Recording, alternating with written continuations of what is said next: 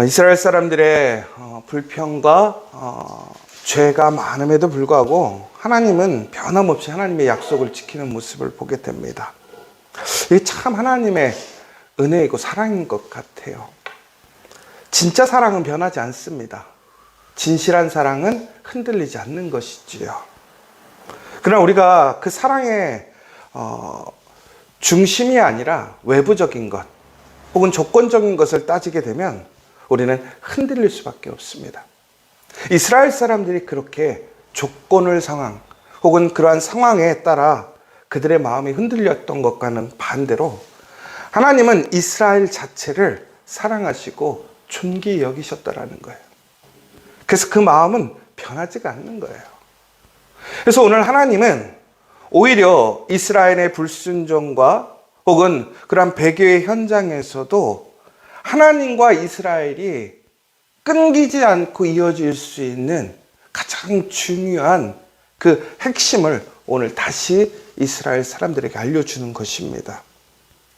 결론적으로 우리가 하나님과 온전한 관계, 하나님의 사랑과 은혜를 유지하는 비결은 예배라는 거예요. 예배라는 것은 다시 얘기하자면 믿음이고 신뢰이고 순종이라는 것입니다. 그런데 여러분, 여기서 우리는 조금 의아한 모습을 볼 수가 있는데요. 뭐냐면 바로 이 15장에 나오는 말씀의 예배가 혹은 제사가 지금까지 이스라엘 사람들이 출애굽을 해서 광야에서 드리던 예배와 다른 형태에 대해서 얘기를 하고 있다는 것입니다. 이게 무슨 얘기냐면 오늘 이스라엘 사람들이 광야에서 예배를 어떻게 드려야 될 것인가, 그것에 대해서는 이미 레위기에서 하나님께서 이스라엘 사람들에게 알려주셨죠. 그런데 오늘 엄밀히 보자면 새로운 제사의 방법, 예배의 방법을 이스라엘 사람들에게 알려주시는 거예요. 우리가 본문의 내용을 읽어보면 이 예배의 내용이 어떻게 되었느냐, 확장되었습니다. 예배를 드리는 사람들의 모습 속에서 예배에 헌신해야 되는 것, 참여해야 하는 것, 또한 그 예배를 준비해야 하는 것들이 더욱더 많아졌어요. 여러분, 이것은 어찌 보면 이스라엘 사람들의 불순종 혹은 그들의 죄로 인해서 그들이 씻어야 될 죄 혹은 그들의 어떠한 그 문제들로 인해서 예배가 가중해졌다라고 생각할 수 있어요. 그런데 그렇지 않습니다. 여러분, 예배는 절대로 짐이 될 수 없습니다. 그런데 여러분, 우리는 어떻게 생각하세요? 예배가 많잖아요. 예배가 짐이세요? 은혜세요? 어느 순간 예배가 짐이 될 때가 있지 않습니까? 왜 이렇게 예배가 많아? 왜 예배를 자꾸 나오라고 그래? 여러분, 그런데 오늘 이 예배가 왜 이렇게 세상적으로 얘기하자면 무거워진 거예요? 내가 예배에 참여해야 될 그 분량이, 헌신이 커진 거예요. 여러분, 이스라엘 사람들이 광야에서 비록 불순종하고 그들이 하나님 앞에 온전한 모습을 가지지 못했지만 오늘 이렇게 그들에게 이러한 과중한 예배를 요구하신다고 하는 것은 어찌 보면 너무한 거 아니야? 라고 얘기할 수 있어요.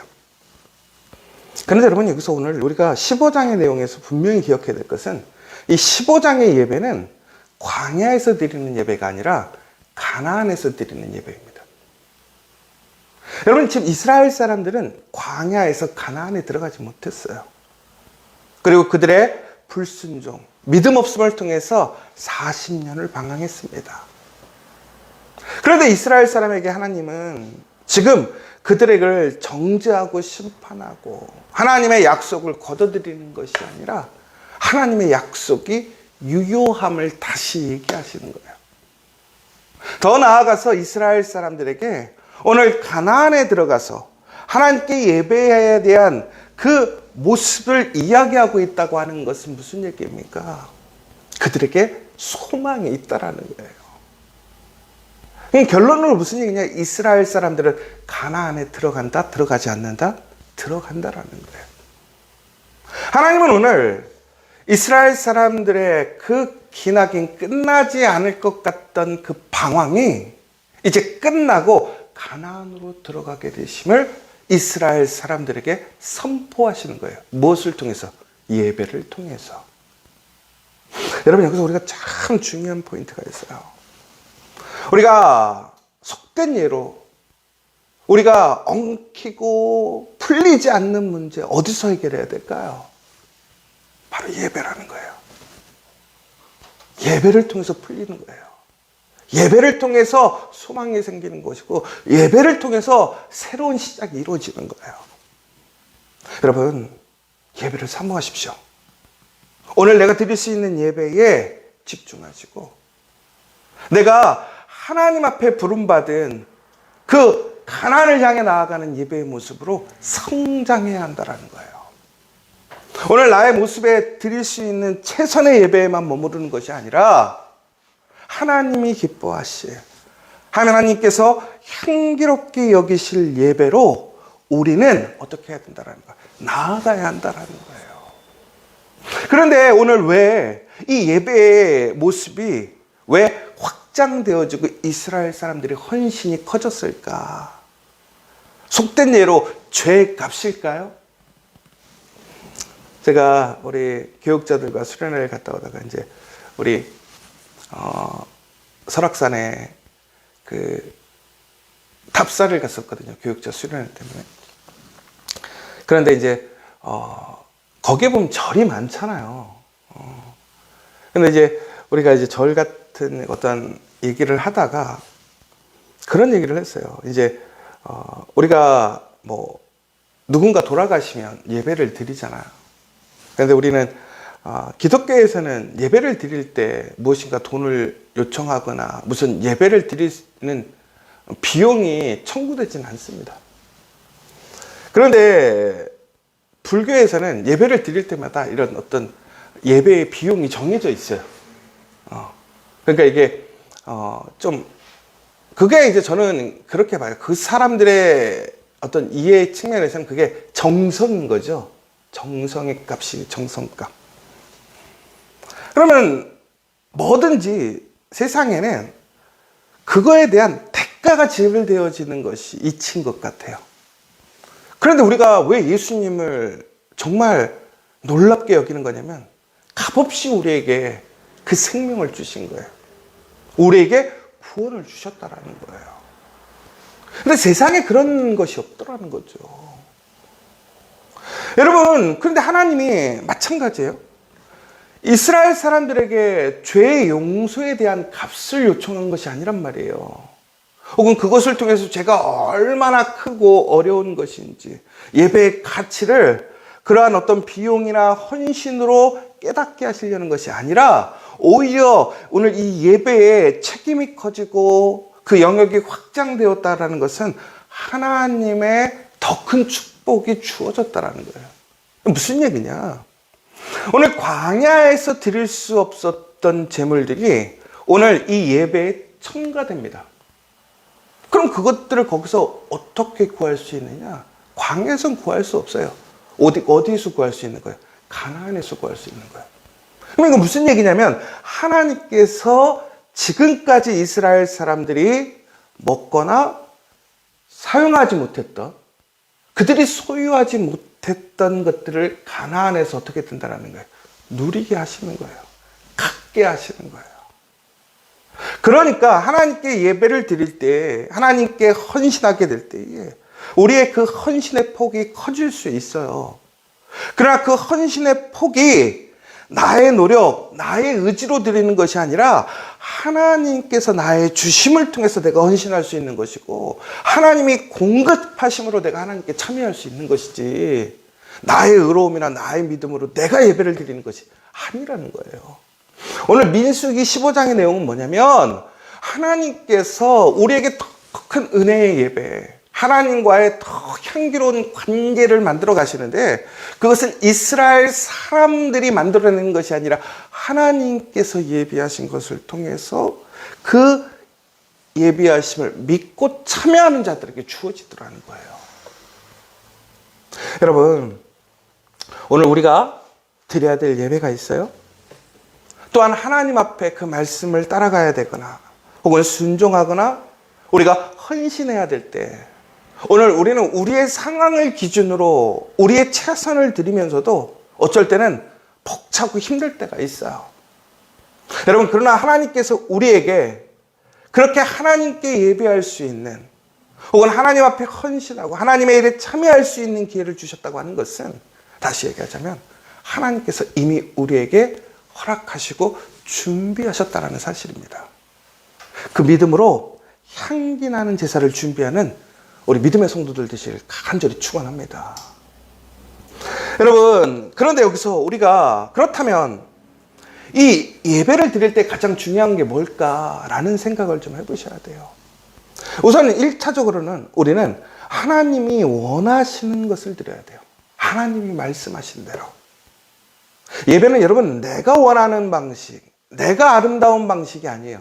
하나님이 원하시는 거, 하나님이 기뻐하시는 예배가 되어야 한다는 거예요. 여러분, 오늘 우리가 예배를 드리고 있습니다. 여러분, 이 예배가 나의 최선, 나의 아름다운 방식이 아니라 하나님의 모습에서, 하나님의 관점에서 아름다운 예배, 향기로운 예배가 되어야 한다는 거예요.